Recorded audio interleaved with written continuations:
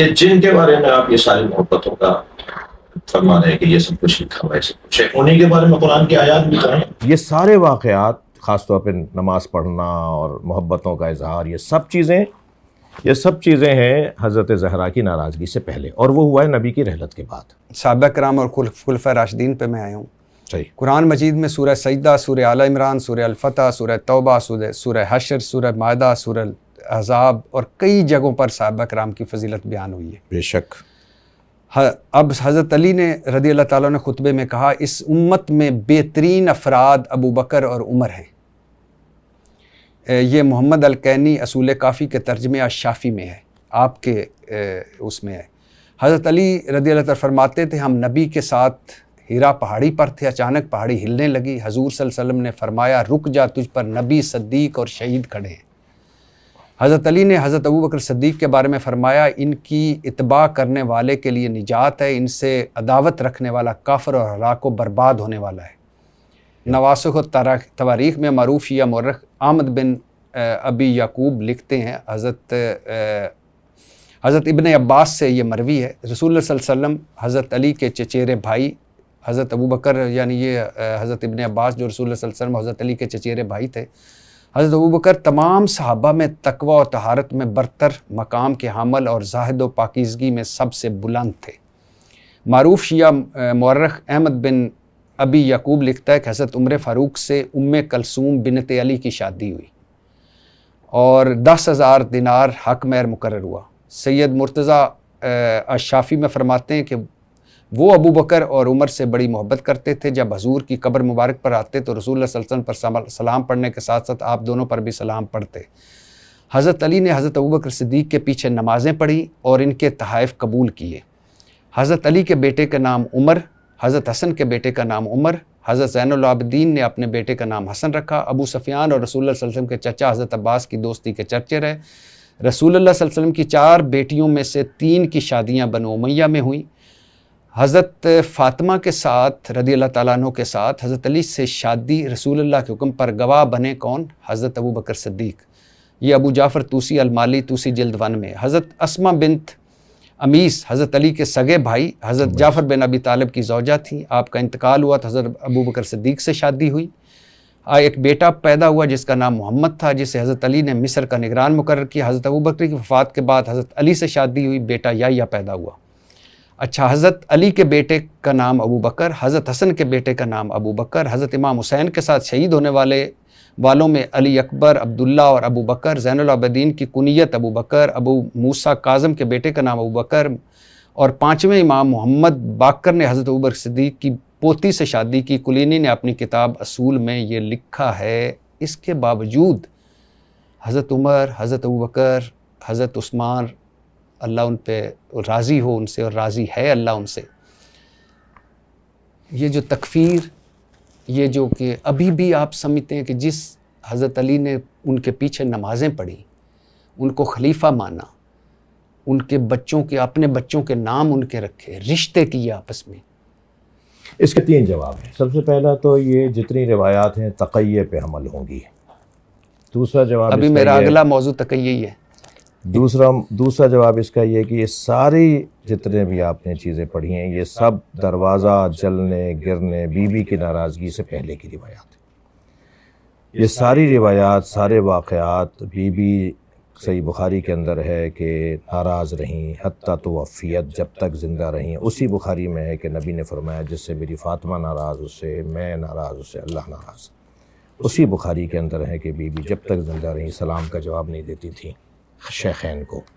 سر یہ حضرت حسن کے بیٹے کا نام عمر، نہیں یہ تو ناموں پہ بات نہیں کر رہا، ناموں پہ بات کروں گا آپ نے کیونکہ بہت ساری چیزیں ایک ساتھ بیان کی، یہ کئی مختلف موضوعات ہیں، لیکن جو اصل بات تعریفوں والی ہیں کہ تعریفیں کی، نماز پڑھی اور بہت ساری چیزیں پڑھی نا، لیکن نہیں میں عرض کر رہا ہوں نا کہ اس کا جواب ہے۔ اس کا جواب پہلا تو یہ ہے کہ یہ ساری تقیہ پر حمل ہے۔ دوسرا جواب اس کا یہ ہے کہ یہ ساری روایات بی بی کے ناراض ہونے سے پہلے تقیہ کو اب ذرا واضح کر دی، کیونکہ اللہ میرا کہ کسی نقصان سے بچنے کے لیے اپنا عقیدہ چھپا کر کسی دوسرے عقیدے کا اظہار نہیں ہے، یہ نہیں ہے تقیہ، یہ نہیں ہے تقیہ، یا حق بات چھپانے اور جھوٹ بولنے کا نام یہ بھی تقیہ نہیں ہے، یا اصل بات چھپانے اور چھپا کر کچھ اور کرنے کا نام تقیہ نہیں، سامنے والے کی استعداد کے مطابق بات کرنے کو تقیہ کہا جاتا ہے۔ تقیہ استعداد مخاطب بولنے والے کا مسئلہ ہی نہیں ہے، تقیہ استعداد مخاطب کا مسئلہ ہے، سننے والے کا مسئلہ ہے۔ وہ اس قابل نہیں ہے کہ اس کے سامنے وہ بات کی جائے، اس کے سامنے جو بات کی جائے گی اس انداز سے کی جائے گی کہ کوئی فساد نہ ہو، کوئی جھگڑا نہ ہو، کوئی لڑائی نہ ہو۔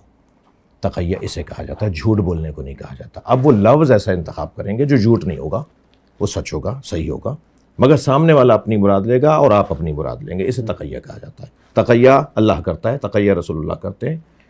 نحن معاشر الانبیاء نکلم الناس علی قدر عقولہم، یہ تقیہ ہے۔ ہم انبیاء کرام لوگوں کی عقلوں کے مطابق بات کرتے ہیں، یہ تقیہ ہی تو ہے۔ آپ اپنی عقل کے مطابق بات فرمائیں نا، آپ لوگوں کی عقلوں کے مطابق کیوں بات کر رہے ہیں؟ لوگوں کی عقلوں کے مطابق بات کرنا، ان کی صلاحیتوں کے مطابق بات کرنا، اس ماحول کے مطابق بات کرنا جس میں منافقت، جس میں خدا نخواستہ جھوٹ، یہ سب چیزیں شامل نہیں ہیں۔ ہاں، سامنے والے سے اس انداز سے آپ بات کریں کہ وہ بات اس کو سمجھ میں آ جائے یا اس وقت کا فساد ٹل جائے، اسے تقیہ کہا جاتا ہے۔ لہٰذا اللہ بھی ایک ساتھ حرام نہیں کرے گا ساری چیزیں، اللہ بھی آہستہ آہستہ معیار مزاج بنا بنا کر چیزوں کو حرام کرے گا۔ آ گئی بات، آتے ہیں اسی بات کے اوپر کہ یہ ایک تو تقیہ پہ حمل ہوں گی، یہ سارے واقعات خاص طور پہ نماز پڑھنا اور محبتوں کا اظہار، یہ سب چیزیں ہیں حضرت زہرا کی ناراضگی سے پہلے، اور وہ ہوا ہے نبی کی رحلت کے بعد۔ جب سرکار اس دنیا سے تشریف لے گئے، بی بی اپنا حق مانگنے کے لیے گئیں، فدق مانگنے کے لیے گئیں، مولا علی بیعت نہیں کر رہے تھے، گھر میں ہی تھے، سب نے بیعت کر لی تھی الا ان افراد کے جو مولا علی کے ساتھ آپ کے گھر میں رہتے تھے، یعنی آپ کی پناہ میں تھے، آپ کے ساتھ تھے۔ وہ کہتے تھے ہم آپ کے ساتھ رہیں گے تو ہم بچ جائیں گے اور ہم بیعت نہیں کریں گے، ہم نہیں کرنا چاہتے بیعت۔ بڑی تعداد نے بیعت نہیں کی، اور بعض جن صحابہ نے بیعت نہیں کی وہ بھی تو صحابی تھے، اور کلہم عدول اگر ہے، اور اگر قاعدہ یہ ہے کہ اگر کسی ایک صحابی کے پیچھے بھی اگر آپ رہیں تو آپ ہدایت پا جائیں گے، تو سب نے تو بیعت نہیں کی، ٹھیک ہے۔ وہ جو واقعہ پیش آیا کہ بھی مولا کو لینے کے لیے گئے کہ جی بیعت کریں، یہ ساری کتابوں میں لکھا ہے، میں نے تو 36 کتابیں ایسے کھول کھول کے دکھائی ہیں، اتفاق سے آپ کو دے دی ہوں، ٹھیک ہے۔ تو وہ جو کتابوں میں سب کچھ لکھا ہوا ہے، وہ سارے واقعات، یہ سارے واقعات بی بی کی ناراضگی سے پہلے کے ہیں، پہلی بات۔ دوسری بات یہ ہے کہ جن کے بارے میں آپ یہ ساری محبتوں کا فرما رہے ہیں کہ یہ سب کچھ لکھا ہوا ہے، سب کچھ ہے، انہیں کے بارے میں قرآن کی آیات بھی کہیں، انہیں کے بارے میں کہیں جو نبی کی آوازوں پہ آواز اونچی کر رہے تھے، جن کے لیے قرآن نے کہا ان کے اعمال حبط ہو گئے، ان کو پتہ ہی نہیں ہے، جو نبی کی توہین کرنے والے، جو نبی کو عصیان کا الزام دینے والے، جو نبی کو کاغذ قلم نہ دینے والے، وہ بھی تو یہی کچھ افراد ہیں جن کے بارے میں یہ ساری تعریفیں ہیں۔ تو ان سب چیزوں کو جوڑیں گے تب جا کے ہم نتیجے تک پہنچیں گے، ایک بات۔ دوسری بات یہ کہ جو نام رکھنے والی بات ہے، تو سوال یہ ہے کہ ائمہ اہل بیت تو بہت اونچا ان کا معیار ہے۔ ائمہ اہل بیت ناموں کے کاموں میں آ کر، ناموں کے مسائل میں آ کے نہیں الجھیں گے۔ اہل بیت نام تو ذاتی طور پہ برا نہیں ہوتا، یزید نام کون سا برا ہے؟ کربلا میں ایک یزید ہے، وہ رحمت اللہ علیہ ہے، اور امام حسین کو مارنے والا ایک یزید ہے، وہ لعنت اللہ علیہ ہے۔ میں اپنا عقیدہ بیان کر رہا ہوں جی، لیکن تو نام سے سر کوئی یزید رکھتا تو نہیں آج۔ نہیں، مراد یہ ہے کہ نام تو ذاتی طور پہ برا نہیں ہوتا، کردار ہوتا ہے جو۔ سر کتنے لوگوں کا نام آج یزید ہے یا شمر رکھا گیا ہے؟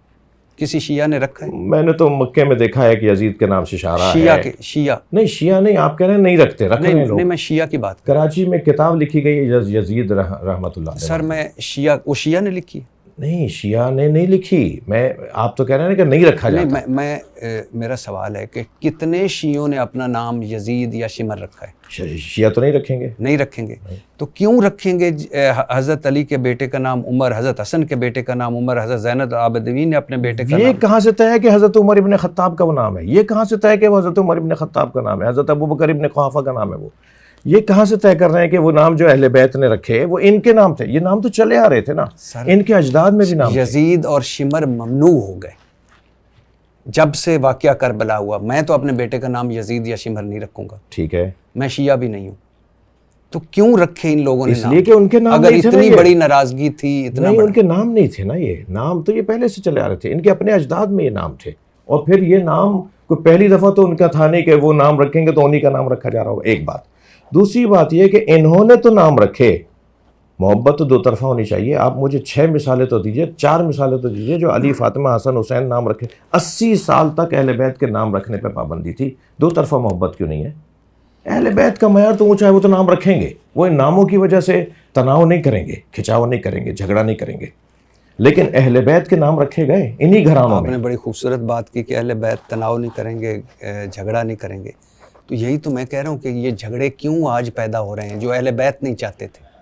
नहीं, अहले बैत तो झगड़ा नहीं चाहते थे, लफ्ज़ झगड़ा नहीं, लेकिन अहले बैत के साथ जो जुल्म हुआ है, ज़्यादती हुई है, उनका जो हक़ छीना गया है, जो उनके साथ जुल्म हुआ है, उसको बयान करना भी कुरान का हुक्म है, उसको बयान करना भी अहले बैत का हुक्म है कि हमारे साथ जो ज़्यादतियाँ हुए हैं, जो हमारे अम्र को ज़िंदा करे उस पर अल्लाह रहम करे। पूछा गया कि आपका अम्र क्या है? फरमाया हमारी इमामत व खिलाफत, ये हमारा अम्र है जिसको छीन लिया गया, जिसे गसब कर दिया गया। सर मैं आपके सारी बातें, अहले बैत हमारे सर का ताज, पहले भी कह चुका हूँ, लेकिन कैसे हो सकता है कि सर मैं अपने बेटे का शिया ना होकर यजीद और शिमर नहीं नाम रखूँगा, क्योंकि वो मेरे अहले बैत का गुस्ताख है, कातिल है। और जब अहले बैत और फिर शादियाँ हुई सर, अच्छा अगली बात, शादी का जवाब देता हूँ। हाँ